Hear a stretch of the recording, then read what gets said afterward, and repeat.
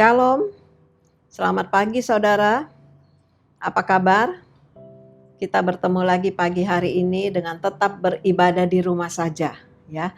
Tema kita pagi ini adalah ketika Simon Petrus dipulihkan. Ayatnya di dalam Injil Yohanes pasal 21 ayat 1 sampai ayat yang ke-11. Saya akan bacakan beberapa ayat untuk saudara. Saya baca ayat yang ketiga dan seterusnya. Kata Simon Petrus kepada mereka, "Aku pergi menangkap ikan." Kata mereka kepadanya, "Kami pergi juga dengan engkau." Mereka berangkat lalu naik ke perahu, tetapi malam itu mereka tidak menangkap apa-apa. Ketika hari mulai siang, Yesus berdiri di pantai. Akan tetapi murid-murid itu tidak tahu bahwa itu adalah Yesus. Kata Yesus kepada mereka, "Hai anak-anak, adakah kamu mempunyai lauk pauk?"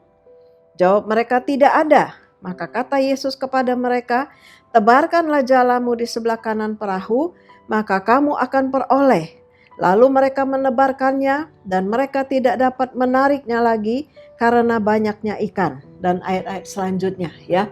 Nah, saudara, di sini kita melihat Simon Petrus dengan beberapa murid yang lain berada di tepi pantai Danau Tiberias. Apa yang mereka lakukan di sini? Mereka duduk-duduk di sini. Dalam kurun 40 hari ketika Yesus sudah dibangkitkan, ya, mereka tidak lagi bersama dengan Yesus seperti waktu sebelum Yesus disalibkan. Sebelum Yesus disalibkan, murid-murid selalu bersama-sama dengan Yesus dalam pelayanan. Kemanapun Yesus pergi, kepada siapapun Yesus melayani, mereka selalu ada. Ada kesenangan tersendiri bagi Simon Petrus dan teman-temannya. Mendampingi Yesus di dalam pelayanan, melihat orang sakit disembuhkan, orang buta bisa melihat, orang lumpuh bisa berjalan, bahkan orang mati dibangkitkan. Ini ada satu kesenangan, ada satu sukacita tersendiri bagi murid-murid.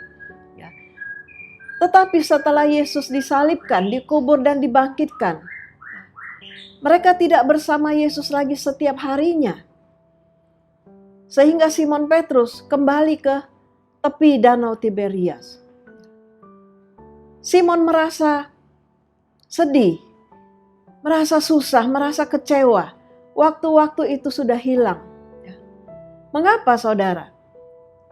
Karena Simon sedang dididik untuk menjadi seorang hamba Tuhan, menjadi seorang gembala. Ya, dan itu apa yang dia lihat di dalam pelayanan bersama-sama dengan Yesus, itu adalah hal-hal yang luar biasa. Tetapi sekarang dia tidak lagi melihatnya. Sesungguhnya kebanggaan seorang hamba Tuhan bukan ketika memiliki sebuah gereja yang besar, sebuah gereja yang mewah. Kebanggaan seorang hamba Tuhan bukan ketika memiliki rumah yang bagus, rumah yang mewah, mobil yang mewah, harta yang banyak. Bukan. Kalaupun ada hamba-hamba Tuhan yang diizinkan memiliki itu, ya tidak salah. Itu adalah berkat kepercayaan yang Tuhan berikan kepada setiap hamba-hamba Tuhan. Ya.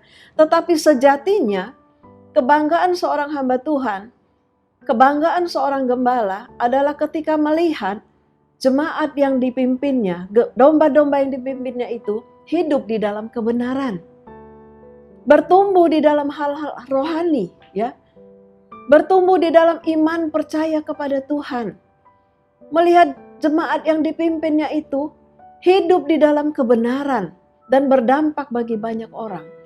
Itu adalah kebanggaan bagi seorang gembala, seorang hamba Tuhan.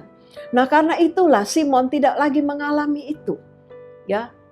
Dia kembali ke tepi Danau Tiberias bersama dengan teman-temannya. Dan dia berkata kepada teman-temannya dalam ayat yang ketiga, "Aku pergi menangkap ikan."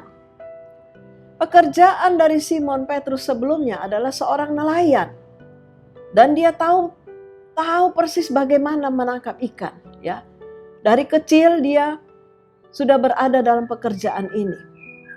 Ketika dia berkata, "Aku pergi menangkap ikan," teman-temannya berkata, "Kami pergi juga dengan engkau." Mereka berangkat, lalu naik ke perahu, ya, Malam itu mereka pergi untuk mencari ikan.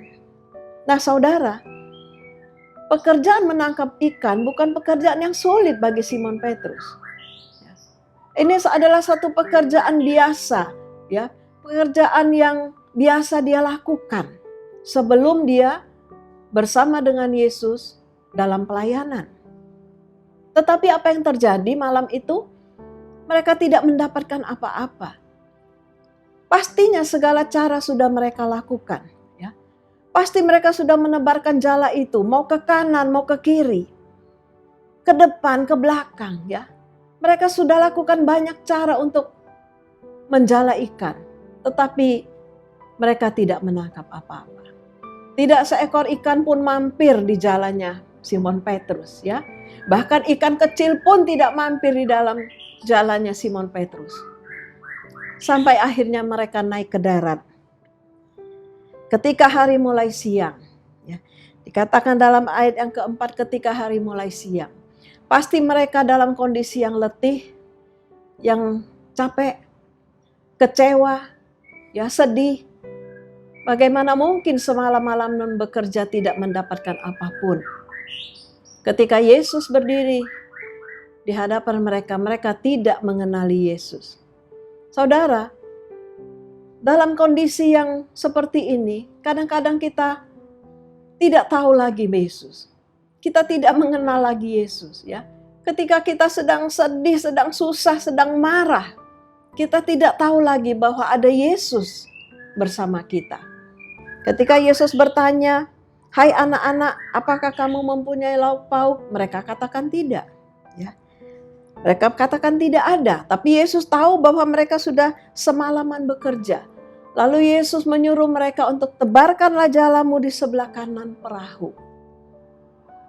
Di sini kita melihat Simon Petrus tidak berbantah dengan Tuhan. Beda dengan Lukas pasal yang kelima, ya.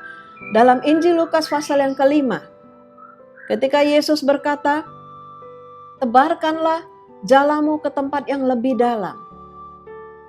Simon Petrus berkata, "Tuhan, Guru, sudah semalam-malaman kami bekerja keras dan tidak seekor ikan pun yang kami dapatkan." Tetapi di dalam Injil Yohanes ini, Simon Petrus tidak berkata apa-apa. Ya. Mereka pergi lagi dan menebarkan jalannya ke sebelah kanan. Lalu apa yang kita baca tadi? Mereka mendapatkan ikan yang sangat banyak. Ya. Sampai mereka tidak dapat menarik lagi jalannya itu karena banyaknya ikan. Angkanya disebutkan ada 153 ekor ikan. Kita tidak bermain angka di sini, ada arti-arti tersendiri. Tetapi saya ingin katakan bahwa ketika Tuhan menyuruh mereka, mereka berhasil.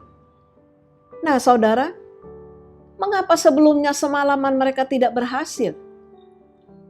Karena Petrus menggunakan kemampuannya sendiri, ya, kepintarannya, kebisaannya, kecakapannya, pengalamannya, bahwa dia menganggap pekerjaan menjala ikan adalah hal yang biasa yang dia bisa lakukan. Ketika dia menggunakan kemampuannya sendiri, dia gagal. Ya, dia tidak mendapatkan seekor ikan pun. Nah, kita lihat di sini. Ketika Yohanes, seorang murid berkata kepada Petrus bahwa itu adalah Tuhan. Lalu Petrus mengenakan pakaian. Rupanya sebelumnya Petrus tidak mengenakan pakaian. Petrus menanggalkan pakaiannya. Pakaian di sini berbicara tentang kebenaran. Ya. Petrus menanggalkan kebenaran Tuhan dalam hidupnya. Dia memakai kebenarannya sendiri. Dan ketika memakai kebenaran sendiri dia gagal. Saudara, kita harus mengenakan kebenaran Tuhan dalam hidup kita. Ya. Dalam apapun pekerjaan kita lakukan. Dalam kehidupan kita setiap hari, kita mengenakan kebenaran. Memakai pakaian kebenaran, kebenaran Tuhan. Ya. Nah puji Tuhan. Lalu mereka makan bersama. Sesudah mereka makan bersama. Dalam ayat yang ke-15 sampai ayat yang ke-17. Kita lihat di mana Simon Petrus dipulihkan. Ya. Ketika itu, sesudah mereka makan, Yesus mengajak mereka untuk sharing, ya. Bersama-sama ketika mereka duduk-duduk, Yesus memperhatikan muridnya satu persatu. Yesus melihat mereka satu persatu, Yesus perhatikan. Yesus melihat potensi yang ada di dalam hidup mereka. Dan mata Yesus tertuju kepada Simon Petrus. Yesus pernah berkata kepada Simon Petrus, ya, bahwa Petrus adalah Kefas. Yesus berkata bahwa di atas batu karang itu Yesus akan mendirikan jemaatnya. Nah, sekarang Yesus melihat kepada Petrus. Dan Yesus berkata, "Simon anak Yohanes, adakah engkau mengasihi aku?" Simon menjawab, "Ya Tuhan, aku mengasihi engkau." Dan Yesus berkata lagi, "Gembalakanlah domba-dombaku." Ya. Sementara mereka ngobrol, mereka bersama-sama, Yesus bertanya untuk kedua kali, "Simon anak Yohanes, adakah engkau mengasihi aku?" Dan Simon menjawab, "Ya Tuhan, aku mengasihi engkau." Ya. Lalu Yesus bertanya lagi untuk ketiga kalinya, "Simon anak Yohanes, adakah engkau mengasihi aku?" Dan hal ini membuat Simon sedih. Baru Simon Petrus memperhatikan bahwa Yesus serius bertanya kepadanya. Dan dia menjawab dengan sedih. Dia berkata, "Ya Tuhan, engkau tahu segala sesuatu."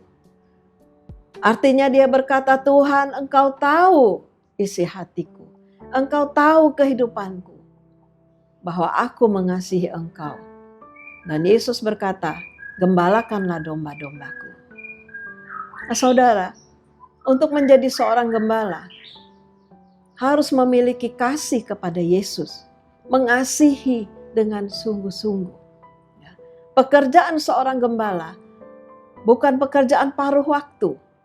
Pekerjaan seorang gembala bukan pekerjaan sambilan. Pekerjaan seorang gembala adalah pekerjaan sepenuh waktu. Ya. Nah, karena itulah Tuhan berkata kepada Simon Petrus dan bertanya, "Adakah engkau mengasihi aku?" Pagi ini, pertanyaan yang sama Tuhan berikan kepada saya dan saudara. Apakah kita mengasihi Tuhan? Apakah saudara mengasihi Tuhan? Dengan sungguh-sungguh, ada pekerjaan yang Tuhan sudah berikan kepada saudara. Setiap pekerjaan, apapun itu, Tuhan percayakan kepada saudara. Lakukan dengan penuh tanggung jawab. Ya. Lakukan dengan penuh kasih kepada Tuhan. Maka kita akan melihat, ketika kita dipulihkan, kita akan melihat terobosan-terobosan baru yang Tuhan akan berikan kepada kita. Saya bersyukur kepada Tuhan. Ketika Tuhan bertanya, saya sudah menjawabnya. Ya, Tuhan, aku mengasihi Engkau. Dan saya sudah memberikan kehidupan saya sepenuh waktu kepada Tuhan. Selama 45 tahun menjadi seorang hamba Tuhan, mendampingi suami sebagai gembala. Ya. Saya bangga Tuhan memberikan kekuatan kepada saya. Ada banyak tahun-tahun yang hilang dalam hidup saya. Tahun-tahun kesenangan. Saya tidak memilikinya seperti wanita-wanita lain di luar sana. Di luar kehidupan sebagai seorang gembala. Saya tidak memiliki kesenangan seperti yang wanita-wanita lain miliki. Tetapi sampai saat ini saya bersyukur. Karena ada kesenangan tersendiri yang Tuhan berikan. Ketika melihat jemaat yang sakit disembuhkan. Ketika melihat jemaat yang bermasalah itu dipulihkan. Ya, ada sukacita tersendiri yang Tuhan berikan. Dan saya ingin sampai di ujung sana.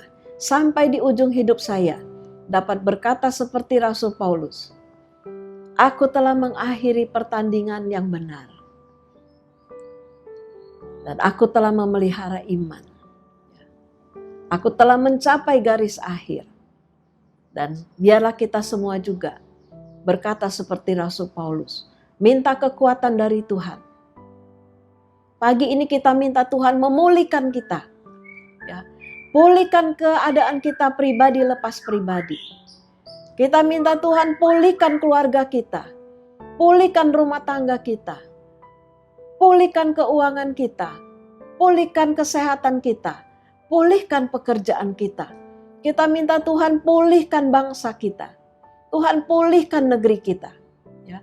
Kalau Tuhan memulihkan kita, tadi saya katakan akan ada terobosan baru dalam hidup kita. Hari Kamis yang lalu kita sudah mendengarkan firman Tuhan dari Pastor Dolphin. Bagaimana Tuhan mempercayakan talenta itu. Artinya apa? Ada pesan untuk tetap bekerja. Ya.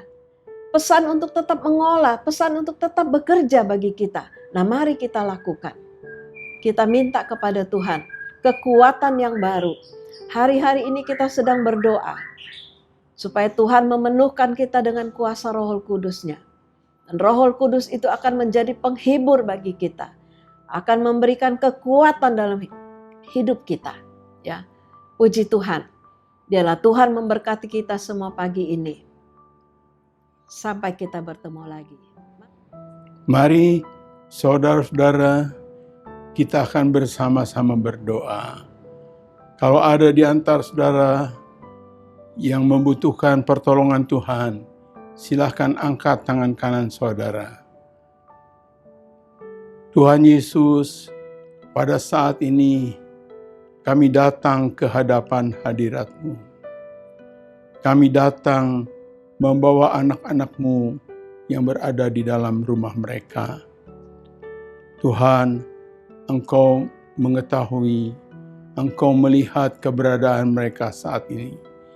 Sekiranya ada keperluan, kebutuhan yang menjadi pergumulan dalam kehidupan mereka, mari Tuhan nyatakan mujizat-Mu. Pulihkan kembali Tuhan kehidupan mereka, usaha mereka, pekerjaan mereka, keuangan mereka, rumah tangga mereka. Tuhan, nyatakanlah mujizat-Mu. Biarlah pemulihan terjadi dalam kehidupan setiap anak-anak-Mu.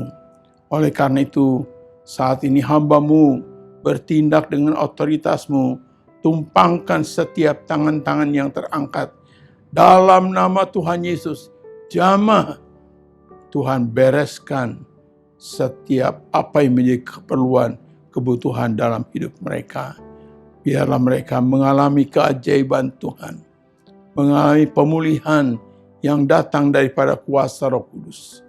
Terima kasih, ke dalam tangan-Mu kami menyerahkan hidup mereka. Berkati juga bagi Ibu Gembala yang telah menyampaikan firman Tuhan. Pakai hamba-Mu lebih heran lagi pada waktu-waktu yang akan datang. Terima kasih. Dalam nama Tuhan Yesus, kami sudah peralaskan doa kami. Haleluya. Amin. Puji Tuhan, Tuhan memberkati.